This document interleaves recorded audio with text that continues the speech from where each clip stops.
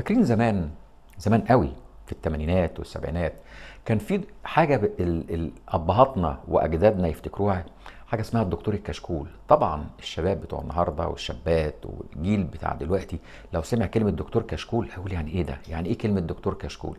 دكتور كشكول ده كان الدكتور طبيب الاسره. دايما تمشي تلاقي مكتوب على اليافطه آه، جراحه، اطفال، نسا، بطنه.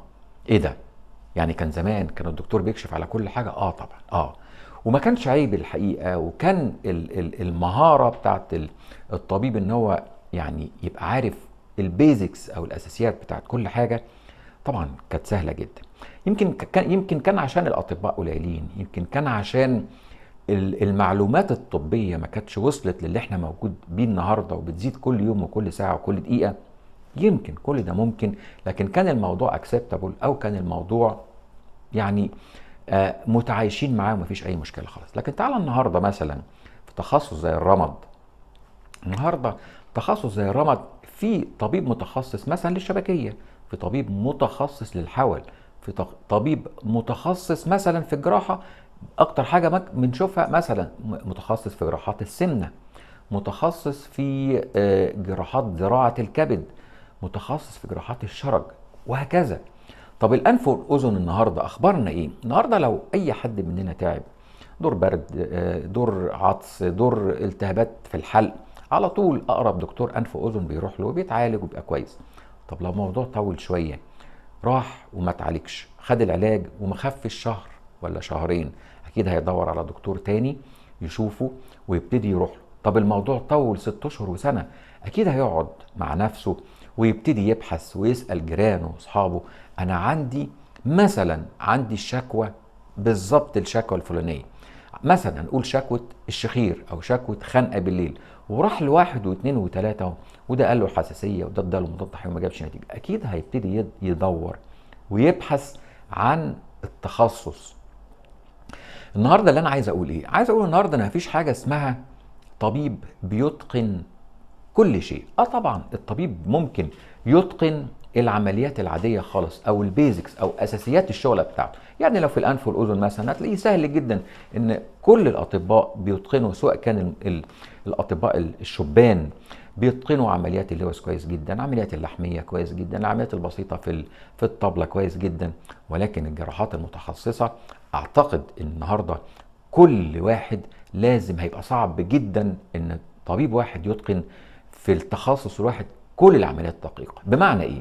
انا عايز اقول بمعنى ان لو مثلا حد بيشتكي بودنه في مشكله كبيره في السمع، ومشكله كبيره في القوقعه بتاعه الودن، ومشكله في السمع، اكيد هيدور على حد يعمل حاجه اسمها زراعه قوقعه.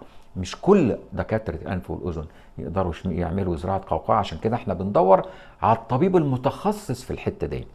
طيب دكتور متخصص في موضوع الحلق والشخير والخنقه، اكيد مش كل الاطباء هيبقوا على نفس المستوى، لكن بندور على الطبيب المتخصص في الجزء الصغير ده من الجراحات. وكذلك الحنجره، حد عنده سرطانات الحنجره وده عنده مشاكل في الرقبه، يبقى احنا بندور على الطبيب المتخصص في جراحات الرقبه، جراحات المتخصصه في سرطانات الحنجره. طبعا الكلام ده مهم جدا، لكن هو سؤالي ده هيفيدني بايه كمريض؟ لا، ده هيفيدك كويس جدا. اولا هيفيدك ان انت هتروح لدكتور شاطر جدا في الحته دي وماهر جدا في الحته دي. واعتقد ان لما الدكتور بدل ما يشتغل مثلا في عمليه واحده 20 30 عمليه، لكن لما يشتغل 2000 و3000 عمليه، اكيد هيبقى الموضوع فارق معاه جدا. الى جانب ان هذا الطبيب اكيد هيبقى المساعد بتاعه هيبقى على نفس درجه المهاره، التمريض بتاعه هيبقى بنفس درجه المهاره، المكان المجهز اللي هو بيروحه اكيد هيبقى فيه اجهزه مخصصه لهذه العمليات، وكذلك التخدير اللي بيخدر له. خلاص بيبقى بنسميها تيم وورك مع بعض، بيبقى فيه هارموني ما بين الدكتور والمساعد والتمريض والتخدير والاجهزه والالات والمكان. كل دون بيوصلنا في الاخر ان العمليه تصل نسبه نجاح 100%. وده على فكره هيوفر لنا مجهود للمريض، هيوفر لنا نسبه تحسن ونجاح العمليه بنسب عاليه جدا. هيوفر فلوس بدل ما يروح لمرة واثنين وثلاثة ويعمل عملية مرة واثنين. وعادة نسبة نجاح العملية لما بتتعمل مرة تاني أو إعادة تصليح العملية، الحقيقة نسبة النجاح ما تبقاش كويسة. وأهم من ده كله هيقلل لنا نسبة فشل العمليات اللي ممكن تحصل لو اتعملت في إيد غير مدربة أو إيد غير ماهرة أو إيد غير متخصصة.